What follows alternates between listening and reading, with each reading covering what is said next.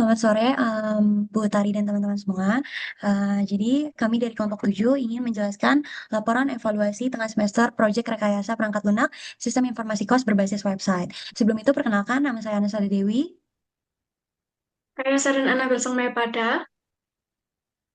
Saya Giovanna Analika. Oke, di sini kami akan menjelaskan pertama dari tujuan dulu.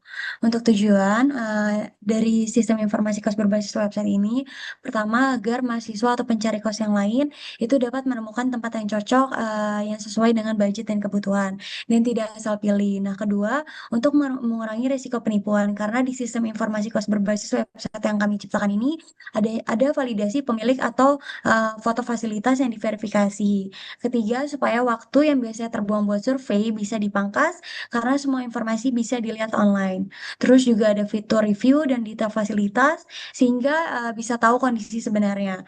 Dan terakhir ada opsi pembayaran online yang aman supaya proses booking dan bayar jadi praktis. Jadi intinya sistem informasi kos berbasis website ini bertujuan untuk menghemat waktu, lebih aman dan lebih transparan. Nah, untuk metode yang kami gunakan adalah metode Rapid Application Development atau RAD. Jadi di tahap awal kami mulai dengan memahami dulu apa yang dibutuhkan oleh pengguna. Misalnya mahasiswa ingin fitur filter harga lokasi dan fasilitas, sedangkan pemilik kos lain bisa menampilkan kamar yang tersedia. Setelah itu kami langsung membuat prototipe atau tampilan awal websitenya. Dari situ pengguna bisa kasih masukan, misalnya tampilannya terlalu ramai atau fitur pencarian perlu ditambah. Nah, masukan itu langsung kami ubah saat itu juga tanpa harus mulai dari awal. Menurut kami, keunggulan RAD ini adalah waktu pengerjaannya jadi lebih efisien karena aplikasi bisa langsung dipakai meskipun masih versi awal. Terus kita kembangkan bertahap sesuai kebutuhan. Dan yang paling penting, RAD ini melibatkan pengguna secara langsung selama prosesnya. Jadi akhirnya itu benar-benar sesuai kebutuhan pengguna.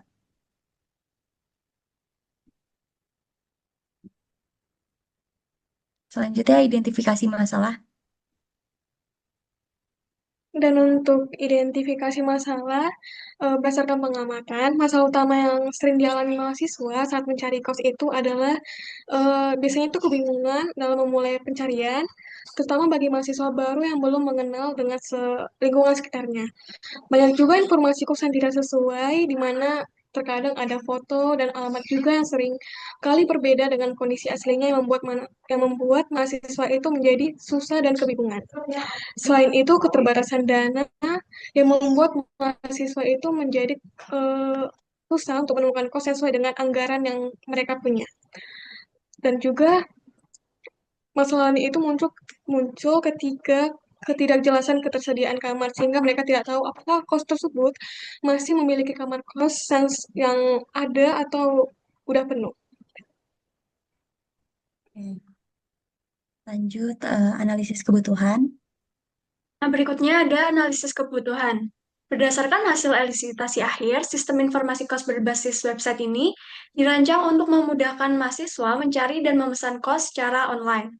Secara fungsional, sistem menyediakan fitur tampilan harga, foto, dan fasilitas kos, pemesanan kamar online dan ulasan penyewa, pencarian berdasarkan harga, fasilitas, dan lokasi, login aman, chat langsung dengan pemilik, peta lokasi, tampilan responsif, serta sistem pembayaran online. Dari sisi non-fungsional, sistem menekankan kejelasan informasi, tampilan yang sederhana dan mudah digunakan, akses cepat, serta keamanan data pengguna.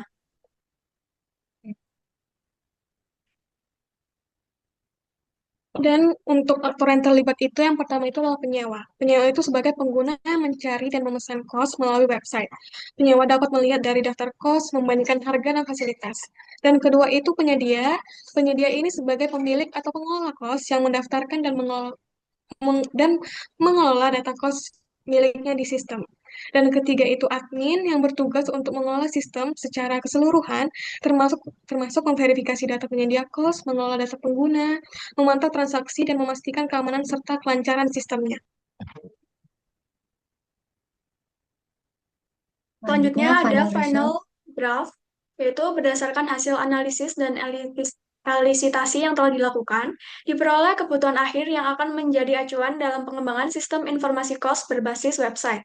Dari sisi fungsional, sistem harus menampilkan informasi harga, foto, dan fasilitas kos, menyediakan fitur booking online, ulasan penyewa, serta pencarian dengan filter harga, lokasi, dan fasilitas.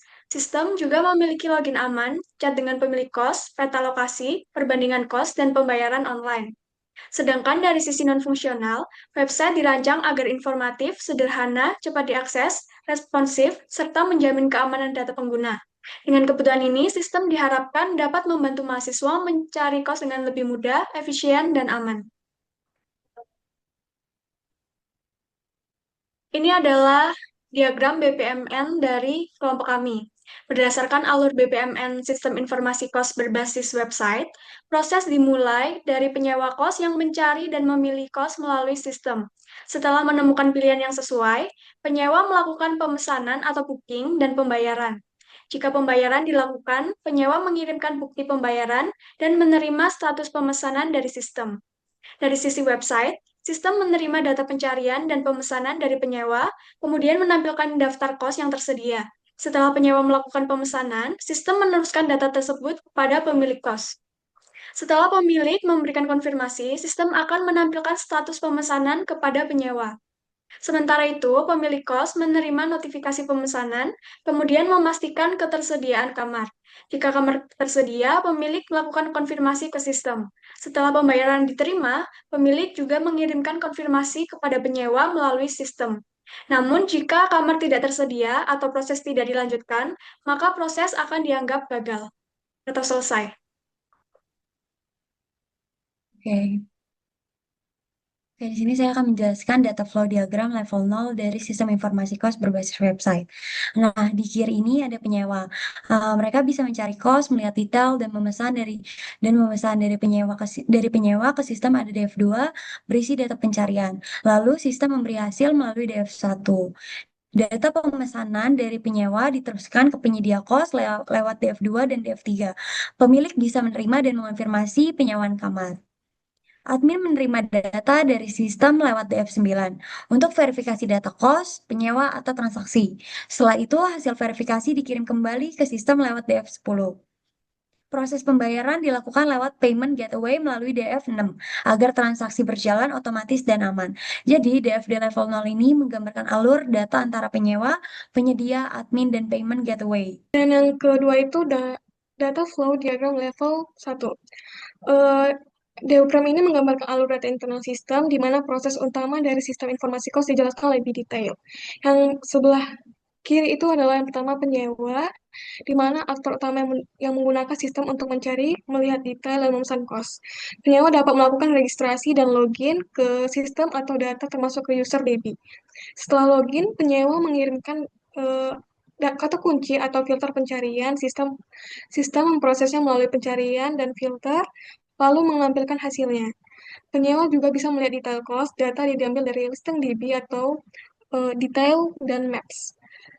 Kedua itu penyedia, aktor yang berperan sebagai pemilik kos atau pengelola data kos. Penyedia melakukan registrasi atau login melalui proses yang seperti penyewa. Mereka dapat menambah, mengubah, atau menghapus data kos pada proses kelola listing dan semua data kos akan tersimpan di listing DB. Yang ketiga itu admin. Admin berfungsi untuk memverifikasi data pengguna, listing cost atau transaksi. Admin menerima data dari sistem untuk diverifikasi atau alur atau verifikasi. Admin juga bisa melakukan monitoring sistem, melihat log aktivitas, dan mengolah pesan dan laporan. Terus yang keempat itu payment gateway berperan sebagai pihak eksternal yang menangani transaksi pembayaran. Sistem mengirimkan data transaksi ke payment gateway untuk diproses dan diverifikasi. Setelah itu, payment gateway mengirimkan konfirmasi pembayaran kembali ke sistem yang kemudian disimpan ke payment DB. Kelima itu detail dan maps. Berfungsi sebagai layanan eksternal untuk menampilkan lokasi kos dalam peta. Saat penyewa membuka detail kos, sistem mengirimkan permintaan koordinat peta atau request map cost. Map, detail dan map mengambilkan hasil peta yang kemudian ditampilkan pada halaman detail. Jadi, DFD level 1 ini menggambarkan bagaimana seluruh proses dalam sistem bekerja berintegrasi sehingga memudahkan penyewa dalam mencari kos, penyedia dalam mengolah data, dan admin dalam mengawasi jalannya sistem. Mungkin sekian presentasi laporan evaluasi tengah semester proyek kami dari kelompok 7. Sekian, terima kasih.